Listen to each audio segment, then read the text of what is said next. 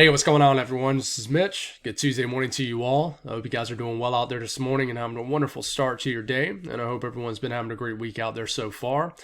We have a ton of information to go over in this morning's video. And as you can tell, there's a million tabs pulled up on your screen. So we're going to go through a lot. And I mean, there's a lot going on. Everything's warranted. We got today's severe weather risk, which we'll get very detailed on. That'll be our main focus right here at the beginning of the video. We'll break it down state by state, break down the latest from the Storm Prediction Center.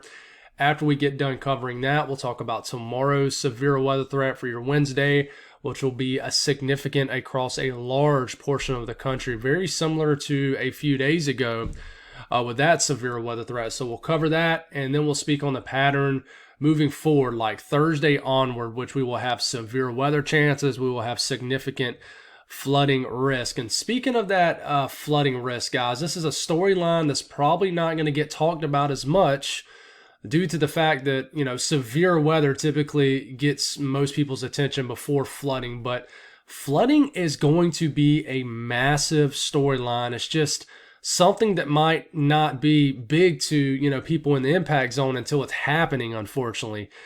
So please take the flooding threat serious if you're in these areas that I'm about to discuss, or unless you already know that you're in that area that runs this risk of significant flooding. So we'll speak on that. We'll have a tab up for that, and then we'll round the video off by speaking on the winter weather side of things, which we'll get going really this morning. We're going to have a pretty significant wet snowstorm across the upper Midwest, areas of the Great Lakes region, so we'll have a tab up for that. So definitely take advantage of those tabs, those timestamps up. I put them all throughout the video for a reason, just for you guys to jump ahead to listen to what you want to listen to.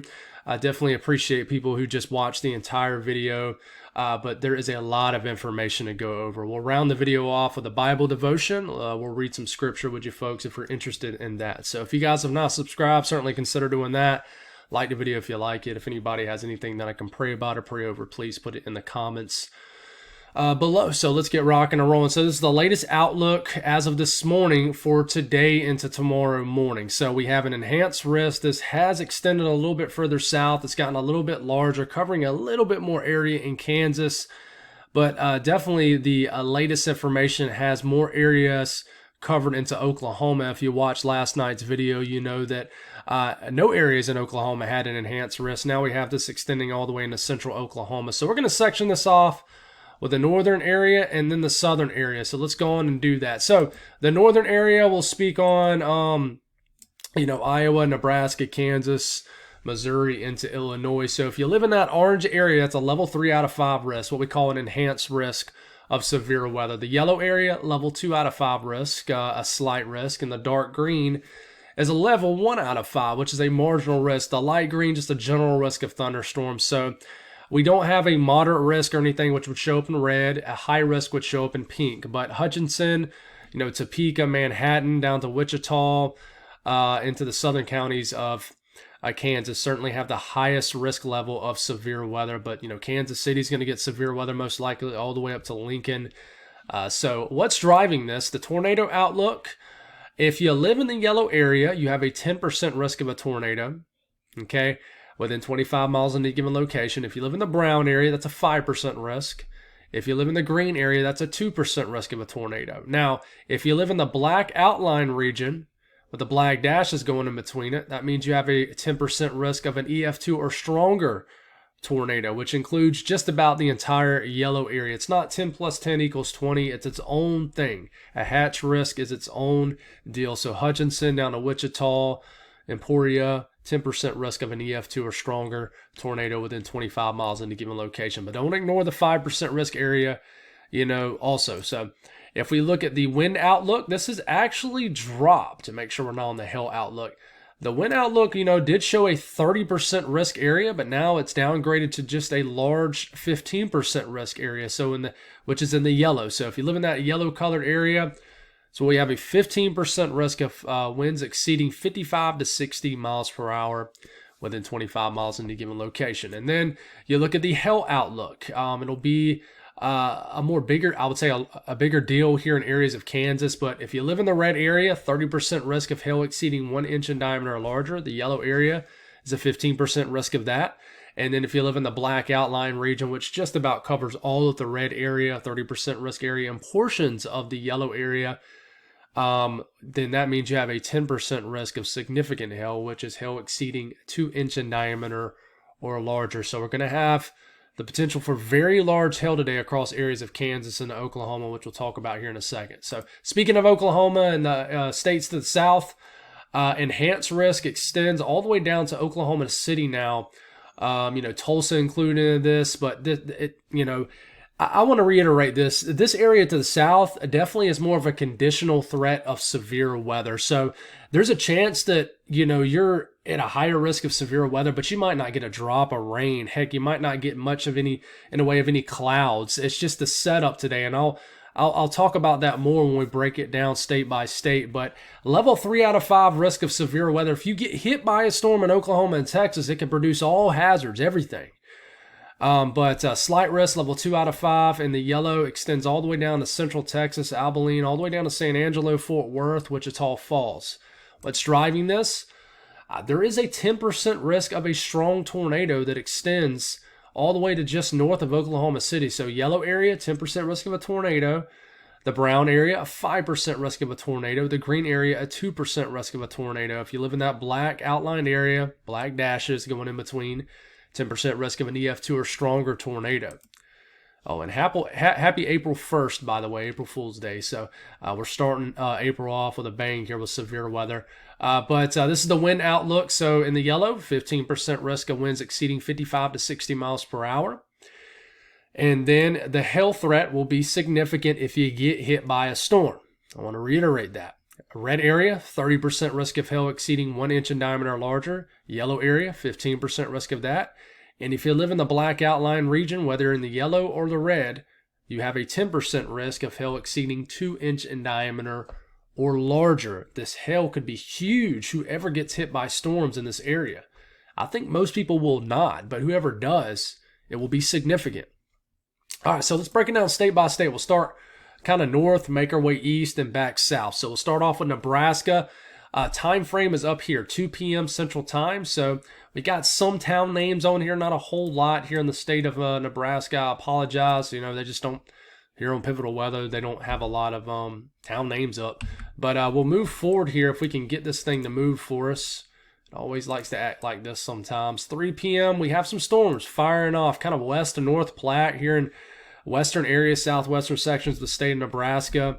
We start to get to 5 p.m. These storms could, be strong to severe. I think they are lacking some thermodynamics, though. Some, surface moisture, cape levels, things like that. But, you got this storm north of Grand Island. It's around 7 p.m. You see this little area, the circle area right here. That's where we could have a rotating updraft, a rotating storm capable of producing a tornado. This is 8 p.m. This gets stronger. So between Sioux City, Grand Island, anybody in between, watch out for the cell if this actually develops today. We got some storms forming in southeast Nebraska now. Watch out Lincoln. 9 p.m., 10 p.m., these storms start to get pretty intense down here near Omaha, Lincoln, and everybody in between. These storms are moving through Sioux City, but you can tell how that storm begins to weaken. It looks like it outruns its environment.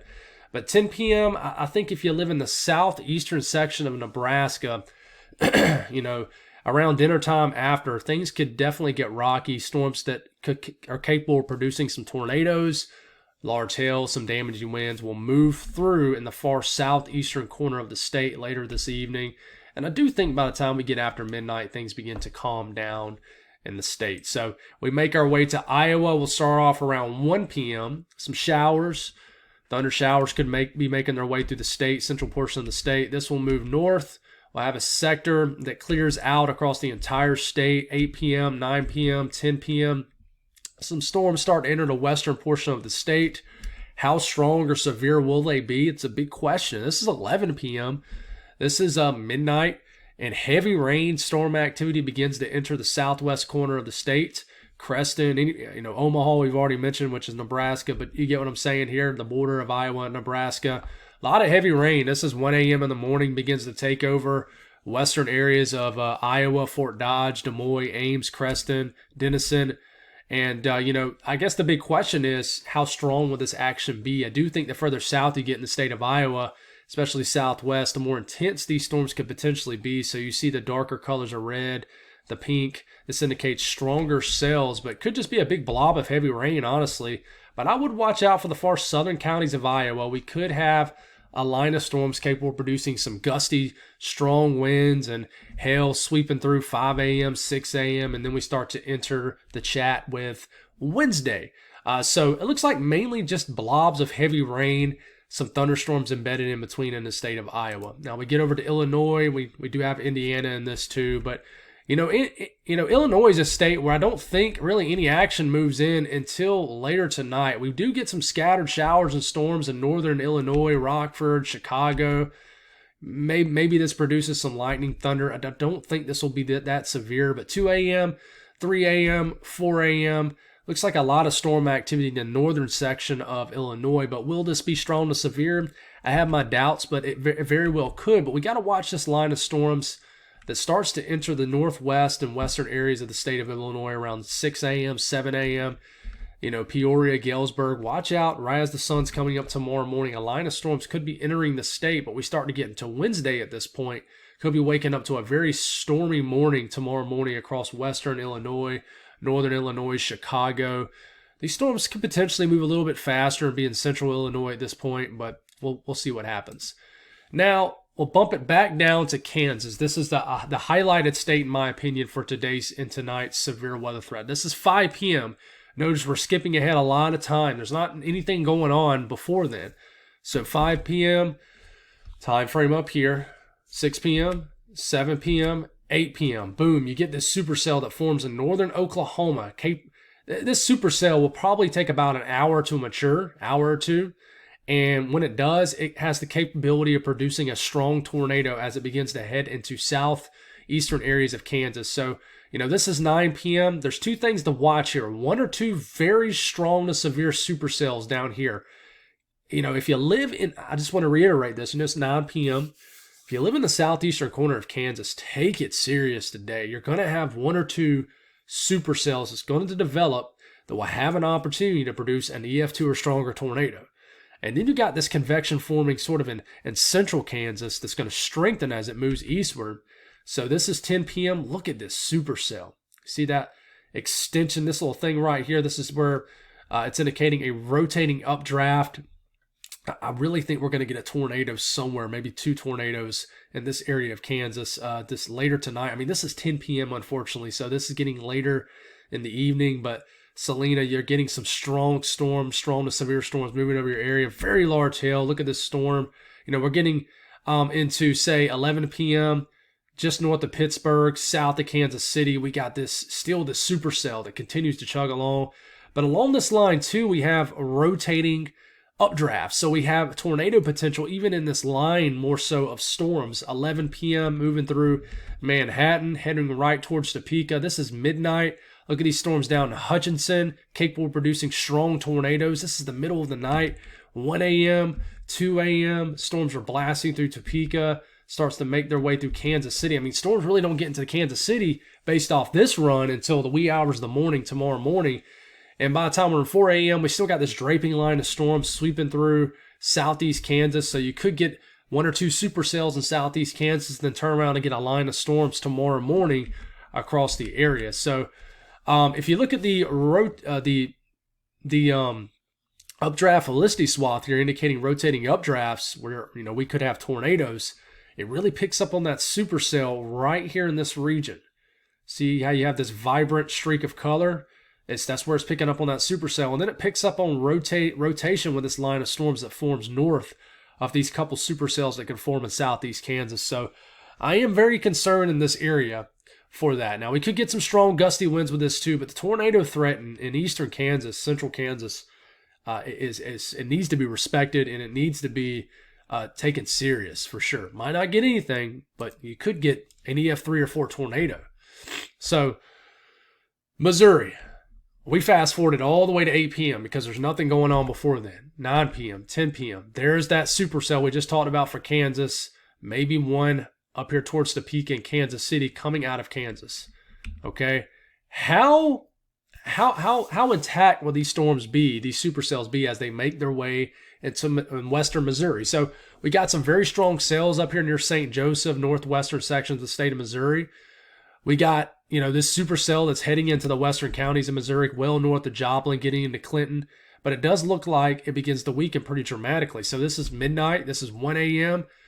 Storms are quite intense in the northwestern portion of the state. 2 a.m., 3 a.m., 4 a.m. Storms are blasting through Kansas. We got a line of storms moving through the northern counties of Missouri. 5 a.m., 6 a.m., 7 a.m., 8 a.m. Storms are moving through the central portion of the state all the way up through Quincy, getting into the Joplin area. But, this is about 12 hours worth of runs where it's been about the same evolution with these storms. So we're waking up tomorrow morning, line of storms probably moving through central sections of this state of Missouri. So if we look at the updraft Felicity swath, you see how it dramatically cuts off as it starts to get deeper into Missouri. But it shows strong rotation with any storms that do move over Kansas City. If you can get them to remain intact, let's hope they do not. But there is rotation with these storms in the northern sections of Missouri. So, and now if we go on down to Oklahoma, now I've already looked at the NAM, but I'll obviously always pick one short range model, stick with it because just timing issues. We don't have time to go over every single model, and I typically always choose the HRRR model run. Each model has its weaknesses. We know that some people hate the HRRR model, some people hate the NAM model. I try to use all of them, but when it comes to short-range guidance, I typically stick with the HRRR model. But we'll start it at 5 p.m. There's absolutely nothing going on in Oklahoma. Nothing. 7 p.m. We get this one cell, and I just want to reiterate this a million times. We could easily, guys, be getting cells firing all through here. We could have a storm here. We could have a storm here right on top of Oklahoma City. We could have a storm up near Woodard. I mean, we could have storms in this area. Models, are not to be meant to take it as exactly what's going to happen. But I do think one or two strong cells are going to form in the northern counties of Oklahoma, where you have better lift. You keep this going, 7 p.m., 8 p.m., there's that strong cell in northern Oklahoma that gets going in Kansas. 10 p.m., 11 p.m., midnight, 1 a.m., 2 a.m., 3 a.m., 4 a.m., some storms finally do form in the northern counties of Oklahoma. And then we have this kind of draping line of storms, 5 a.m., 6 a.m., 7 a.m., 8 a.m., that kind of sweep across portions of Oklahoma. But all in all, you look at this and you think, why is there an enhanced risk in portions of Oklahoma? Well, that's because if storms do form, all ingredients are there for them to be explosive in Oklahoma and northern Texas. It's just, do they form?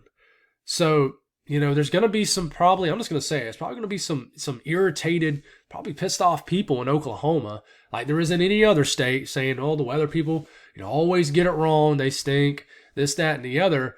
But you got to look at things from kind of an ingredient standpoint. If the ingredients are there, and if anything does get going, I think back a couple years ago when there was only a slight risk in Oklahoma and we had tornadoes across all central Oklahoma. It was a very conditional threat. If anything fired, then we could get strong tornadoes, and it did. And that's why they kept the outlook up. So just be weather aware in Oklahoma. Things could get weird fast this evening. So, and the same thing with Texas. I reiterate the same thing for Texas, guys. This is 8 p.m., 9 p.m., 10 p.m., 11 p.m., midnight. This is 1 a.m., 2 a.m., 3 a.m., 4 a.m., 5 a.m., 6 a.m., 7 a.m. Nothing really happens, guys, but something could. Something very well could. I mean, there's absolutely nothing that happens, but we could get supercells in this entire region right here easily. I wouldn't say easily, but what I'm meaning is if they do form, all hazards are possible, especially large hail. So, all right, deep breath. Tomorrow's severe weather threat. So my nose is very stopped up. Y'all probably notice if you're a regular viewer that my voice sounds different. It's because I'm very congested. But an enhanced risk. They have not upgraded this to a moderate risk. Just a massive enhanced risk stretching from the Arklatex areas of eastern Oklahoma, northern Louisiana, through most of the state of Arkansas, the far northwest corner of Mississippi. It just seems like we keep saying and repeating the same sections of these states. Western Tennessee, the western half of Kentucky, all of Indiana, the entire western half of Ohio, lower sections of Michigan, of lower Michigan, all the way through Chicago, all the way out to Milwaukee, most of the state of Illinois, and a good chunk of Missouri. Level 3 out of 5, enhanced risk. Slight risk, level 2 out of 5. What's driving this? Tornado threat is up for areas of the mid-Mississippi Valley. So, we got, I'm starting to not like how fuzzy this looks, but Indianapolis, Dayton, Cincinnati, Louisville, Evansville, St. Louis, not quite to like Nashville, but Memphis, Jackson, Jonesboro, the Boot Hill, Missouri, Little Rock, all the way to El Dorado, Texarkana. You have a 10% risk of an EF2 or stronger tornado in this yellow area. And I just say of a stronger tornado because the entire yellow area also has a hatched risk. The brown area is a 5% risk of a tornado. The green area is a 2% risk of a tornado. The damaging wind threat will be significant also. Entire yellow area, you have a 30% risk of winds exceeding 55 to 60 miles per hour. The yellow area is a 15% risk of that. And then if you live in this black outline region going across these regions right here, includes all of the red area and a good chunk of the yellow area, you also have a 10% risk of significant winds, which is winds exceeding 70 to 80 miles per hour within that 25 mile per hour radius. And then the hail threats will be worse to the south. So red area means you got a 30% risk of hail exceeding 1 inch in diameter or larger. The yellow area is a 15% risk of that. But once again, if you live in that black outline area, which includes all the red area and sections of the yellow area, all the way down to the Dallas-Fort Worth region, you have a 10% risk of significant hail exceeding 2 inch in diameter or larger. So it's a big deal, guys. And, just to kind of break this event down from a broad look, because, we can't break it down state by state just because we just did that for today's event. We will do it for tomorrow's event in the next video. I got you covered there. But this is starting off tomorrow morning. So we're going to look at the HRRR model. We're going to have leftover convection, shower and storm activity, kind of moving through Missouri, up through Illinois, and I will show a little bit further north here in a second. Even some action here in Oklahoma, maybe Arkansas. So we take it to about, midday, early afternoon. We already got strong to severe storms developing in Missouri. We could have strong to severe storms up here in Illinois. We got convection forming, convection meaning storm activity down here in Arkansas. And then we take it in the prime heating of the day. So this is Wednesday afternoon. And we just got a broken line of storm activity. Heck, we even got some storms showing up like in areas of the southeast. I don't think these will produce, extremely strong to severe limits or anything like that. But this is the main corridor of severe weather. Could be just a broken line of supercells or just a line of storms. And I think that's why they've maintained an enhanced risk because of questions on the storm mode. But we've taken into the evening hours. The things I'm concerned about is you see these little cells right here in Kentucky, Tennessee, up through Indiana, heck, even Ohio. These are supercells that could form out ahead of this main area of energy, and these could produce strong tornadoes. And we could get tornadoes actually in the line of storms. You see these little draping, little circular things right here. These are rotating updrafts, but look at those supercells right up near, Louisville, Cincinnati. See these supercells in central Ohio. This is getting into the late evening hours tomorrow. And we just continue just to have this line of storms that continues to sweep through. And we will break this down hour by hour for each individual state. It'll take a lot of time in our next video, but I got you covered. But this is between Wednesday morning and about the middle of the night, Wednesday night. And it only goes out to about, midnight, 1 a.m., Thursday morning, so I'll have to stop it here. But we continue just to have a line of storms starting to move and take over portions of Ohio, starting to move into central Kentucky, still moving through Indiana and through western Tennessee. So the timing of this looks very similar to the last event that affected this entire area a few days ago. So, I will take a closer look for areas further north, waking up to a large area of rain for certain areas up here in the upper Midwest. Some of this is snow, but we're just actually looking at the high resolution model right now. But, we're starting to get into about midday. We got to watch these storms moving through Chicago. We even got to watch these storms in lower Michigan. The severe weather event definitely overachieved the other day in lower Michigan.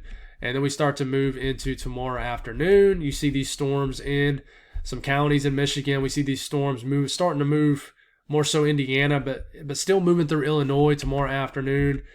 And these storms look quite intense all the way up into lower Michigan. I do think the worst of your weather up through like northern Illinois into Wisconsin will move through earlier in the day, but this is getting into tomorrow evening. We got storms moving right towards Detroit, moving towards Cleveland, affecting Toledo and just many areas. We'll get a lot more detailed state by state in the next video. Just a lot going on, guys, a lot going on. But talking about the ingredients, listen, this will be here. These are dew points tomorrow morning. Anything above 60 degrees is definitely moisture at the surface that supports a moist feed for these strong to severe thunderstorms. So you see this moist sector, dew points in the 60s, heck, even some 70s. Surge pretty far north. So by the time we get into tomorrow afternoon, we got dew points in the 60s in lower Michigan, the southern counties. So it'll feel humid all the way up into Detroit, Cleveland tomorrow. The entire state of Indiana points south.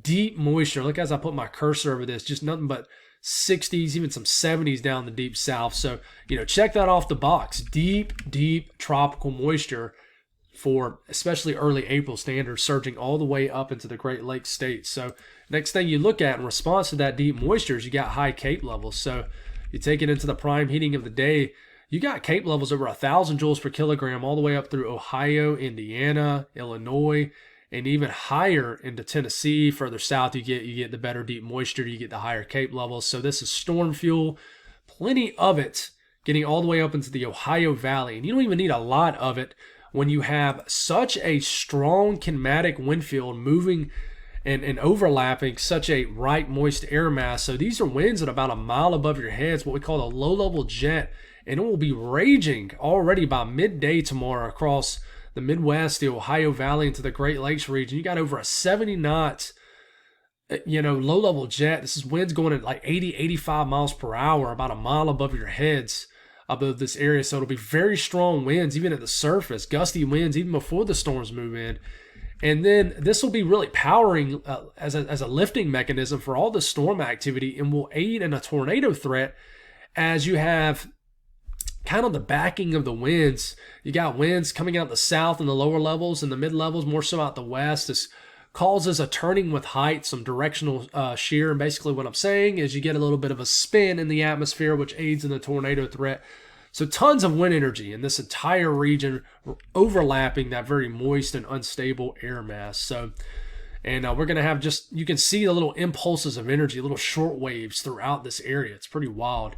So high impact severe weather event tomorrow across these areas. And then guys, we got, Thursday, we have a large slight risk that's a little bit more tilted, goes from northeast Texas all the way up into southwestern PA.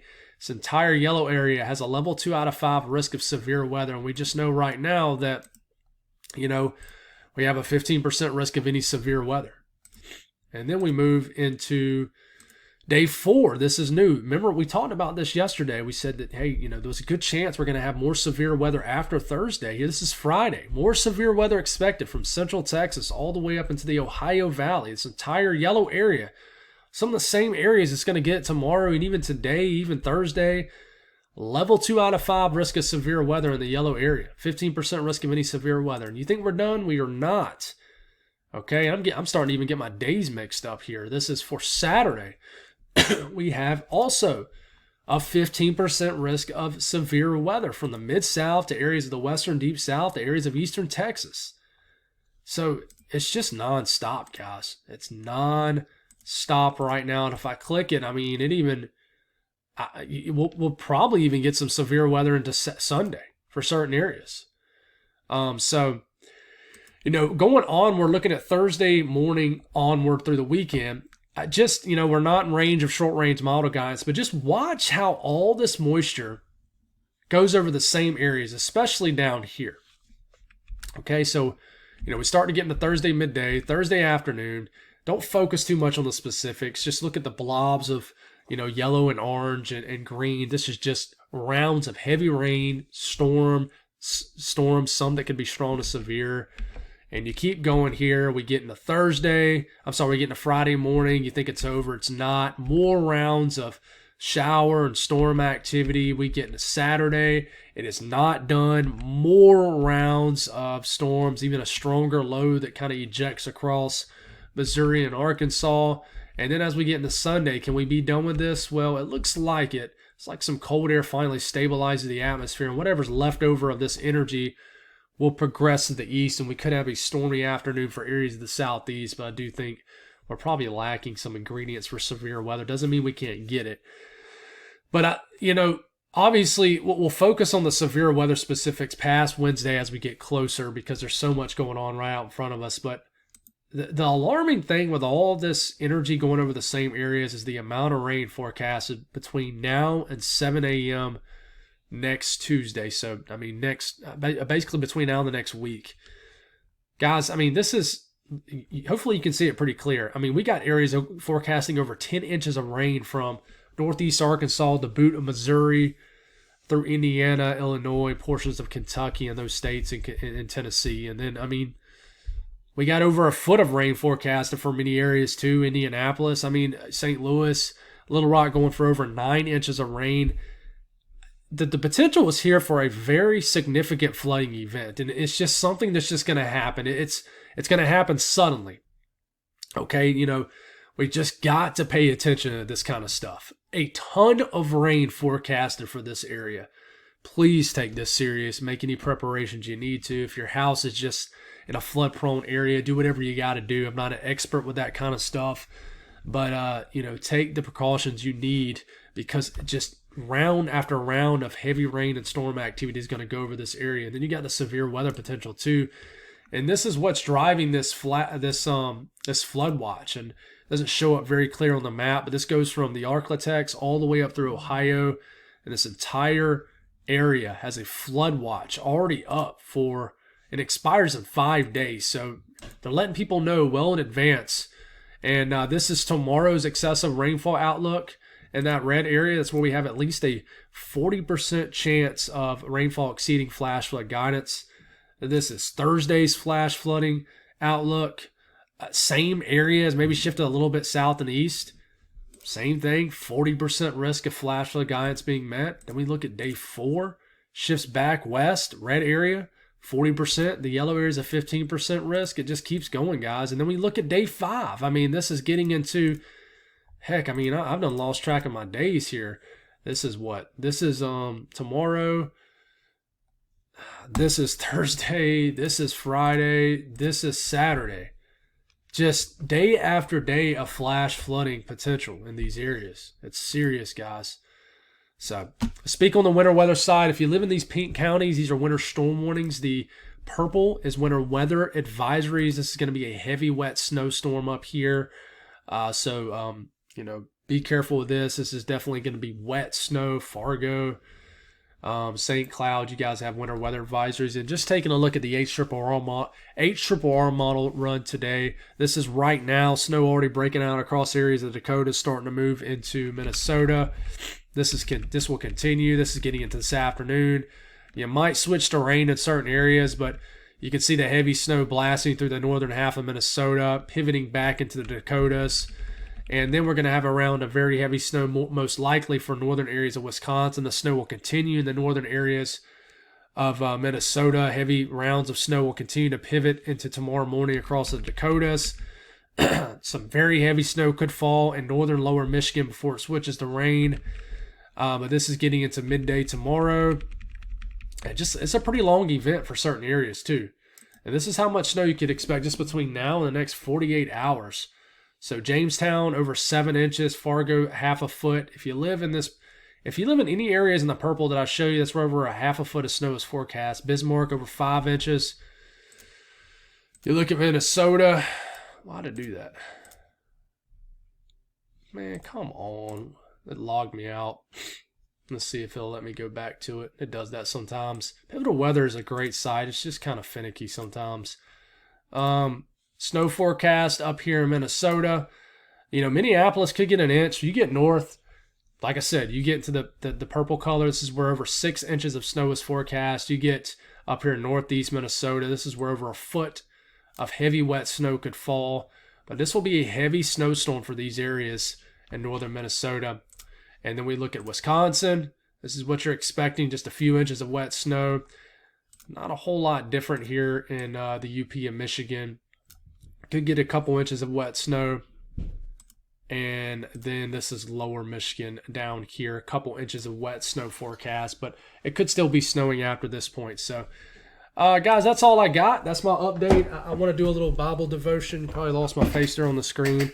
This morning, we are in John chapter 16. This is verse 33.